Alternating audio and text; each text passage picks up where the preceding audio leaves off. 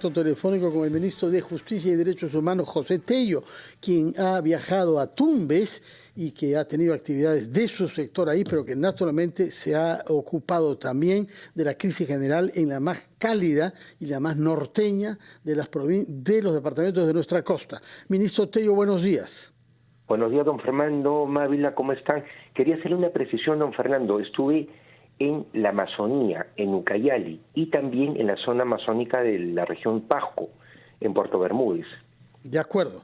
O sea, no es que ha viajado a Tumbes, sino a dos lugares de la selva y de la sierra. Claro, o sea, viajé a Pucallpa específicamente y también hacia Puerto Bermúdez, que es una zona amazónica de la región Pasco. De acuerdo. Ahora bien, usted viajó en principio por asuntos que tienen que ver, me imagino, con la oficina registral que depende de su ministerio. Además de ver también la situación de estas jurisdicciones. ¿Por qué? Porque es importante, dado que periódicamente, justo en estas etapas, es el invierno en la zona de la sierra, de la selva. Entonces, nosotros tenemos precipitaciones fluviales, inundaciones, y hemos podido ver también el estado de estas regiones, de estos hermanos que allá están también pasando problemas que son periódicos. O sea, es algo que sabemos que todos los años se da. Bloqueo de vías por huaicos, desbordes, situaciones también que debemos nosotros atender. Y bueno, en ese punto también estuvimos trabajando de la mano con el INDECI, sobre todo para coordinar bien con las autoridades locales, tanto municipios provinciales, distritales, como también la propia región, con quien en ambos casos, tanto en Pasco como en Ucayali, tuvimos una gran recepción. Fuera de eso también vimos el tema sectorial, como usted bien lo señala, porque justo vamos a hacer un plan piloto que está orientado hacia lo que es el saneamiento físico legal de los predios de propiedad de los gobiernos regionales. Y esto es muy importante porque hoy en día vemos muchas veces colegios, postas médicas que están en muy mal estado y simplemente no se puede invertir ahí porque el terreno no está saneado. Entonces es sumamente importante de que nosotros, desde los registros públicos que dependen justamente del Ministerio de Justicia y Derechos Humanos, trabajemos en este saneamiento físico y legal a efectos de poder, sin lugar a dudas, facilitar hacia futuro una mejora de todo lo que es la infraestructura, señalo, en dos sectores muy importantes, salud y educación. Sin duda, ministro Tello, muy buenos días. Le quería preguntar también por la situación de los penales a nivel nacional. Sabemos que faltan penales, sabemos que hace falta invertir también en infraestructura en estos locales. Las lluvias, sin duda, son la noticia del momento por las consecuencias que generan, sobre todo al nivel en el que se están registrando. ¿Qué información podría alcanzarnos sobre la situación de los penales a nivel nacional, especialmente en las zonas donde los locales, digamos, son más vulnerables? En las zonas donde los locales son más vulnerables, por ejemplo en el norte, en la zona centro, en la costa, nosotros tenemos que los penales no han sido afectados.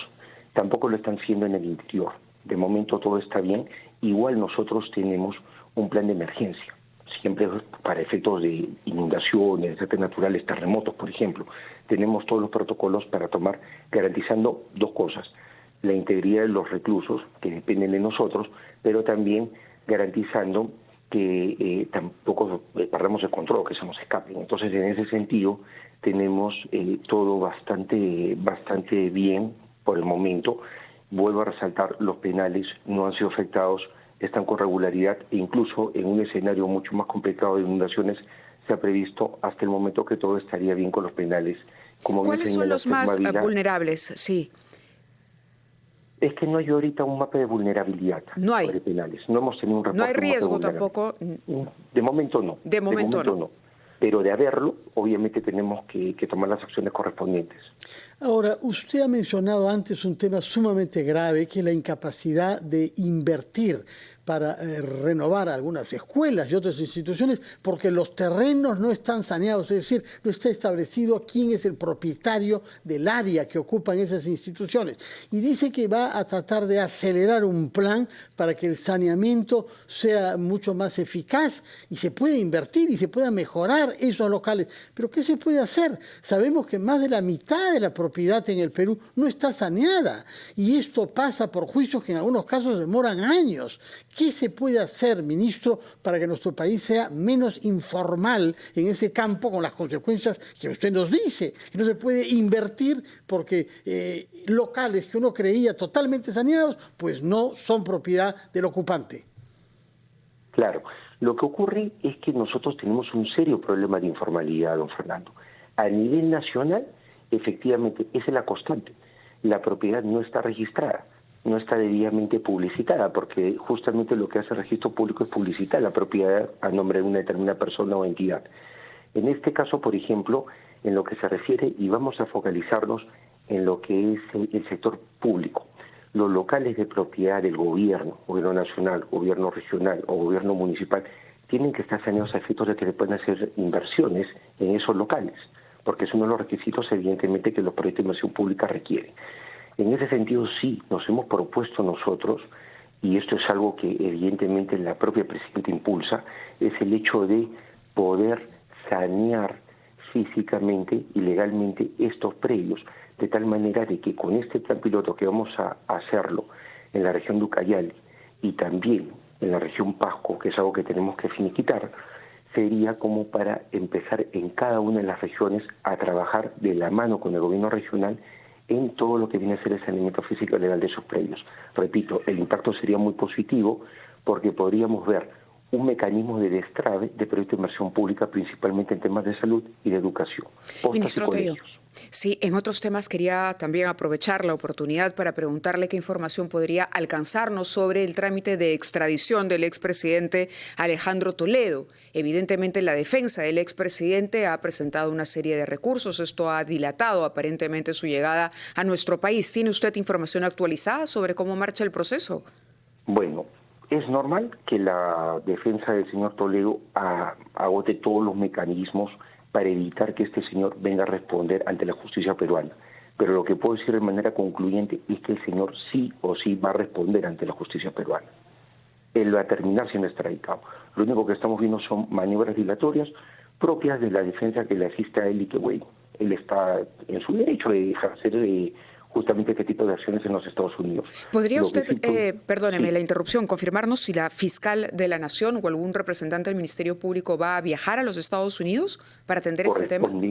Corresponde al Ministerio Público dar ese tipo de información, por supuesto. Es un tema que en su autonomía le asiste. Lo que sí nosotros vamos a apoyar todo lo que ellos requieran, porque en un determinado momento Relaciones Exteriores y la Interpol, con obviamente la Policía Nacional Perú y el Ministerio del Interior, coadyuvan al traslado y nosotros nos encargamos acá de la reclusión. De acuerdo. Otro tema, si que robamos un poquito de tiempo, ministro, sé que usted está apurado porque tiene que ir al Consejo de Ministros precisamente, pero usted sabe mejor que nadie que ayer en la Comisión de Constitución no se obtuvo el número mínimo de votos para ir a un proyecto de ley que adelante las elecciones. Usted en su vida previa a su ejercicio ministerial ha sido un especialista en derecho electoral. ¿Qué se puede hacer ante este voto de la mayoría de los miembros de la Comisión de Constitución que persisten en mantener el calendario actual, es decir, elecciones generales del año 26? Bueno, en este caso es el Congreso el que ha resuelto la situación, específicamente la Comisión de Constitución y Reglamento. El tema yo creo que va a que en el propio Parlamento se evalúe la necesidad del adelanto de elecciones. Ellos toman una decisión. Nosotros lo hemos dicho en muchas ocasiones, no nos aferramos al cargo. Nosotros sí hemos expresado nuestra voluntad de un adelanto de elecciones, hemos presentado 2 proyectos de ley en torno a eso, pero finalmente es el Parlamento el que está tomando decisiones al respecto. En ese sentido, don Fernando, nosotros como respetuosos de la separación de poderes tenemos que dejar que ellos terminen de tomar una postura, aunque ya se evidencia pues cómo está yendo el trabajo, por lo menos en esta comisión dictaminadora. Ahora, sí debemos nosotros ser claros en eso. Nosotros, repito, respetamos esa autonomía que tiene el Congreso y ellos son finalmente quienes tienen que responder por un adelanto de elecciones que se pudiese dar ya muy complicado hacia el 2023, bueno, hacia el 2024 en todo caso, y es algo que ellos tienen que resolver. Pero desde el Ejecutivo hay conciencia de que se requiere un adelanto de elecciones. Por ahí, ¿qué nos diría usted? Es decir, ¿haría una exhortación al Parlamento a que tome en cuenta que hay realmente la necesidad de un adelanto en el calendario electoral? Nosotros lo hemos expresado en 2 proyectos de ley, Mávila, que hemos presentado. O sea, es clarísimo. Pero también ya hemos exhortado también en varias ocasiones. Finalmente lo que nosotros tenemos que dejar es que el Parlamento ya tome decisiones. Si las viene tomando en ese sentido, bueno, ellos son autónomos, es un poder del Estado, ellos legislan, y las reformas constitucionales son una labor legislativa que solamente la puede hacer el Parlamento. Entonces, tenemos que ver que ellos resuelven el proceso. Ahora, también son responsables ante la opinión pública de las decisiones que toman. En fin, esperemos pues de que ellos vean este tema y realmente pues la posición que están tomando ahora, bueno, la sepa justificar ante el Perú. Muy bien, muchas gracias y lo dejamos porque tengo entendido que tiene que ir a Chorrillos, donde excepcionalmente nos estamos hablando a Chorrillos, disculpe, don Fernando, al no COEN sesionan en Chorrillos, en Palacio de Gobierno, sino en el ministros. COEN, sí. Bueno, ojalá que sea una fecunda reunión entre ministros y que lo podamos escuchar durante la conferencia de prensa posterior a él. Muchas gracias, ministro José Tello, responsable de la cartera de Justicia y Derechos Humanos. Mávila, nos vamos a la pausa. Hacemos una pausa, son las 8:32 de la mañana, continuamos en Ampliación de Noticias.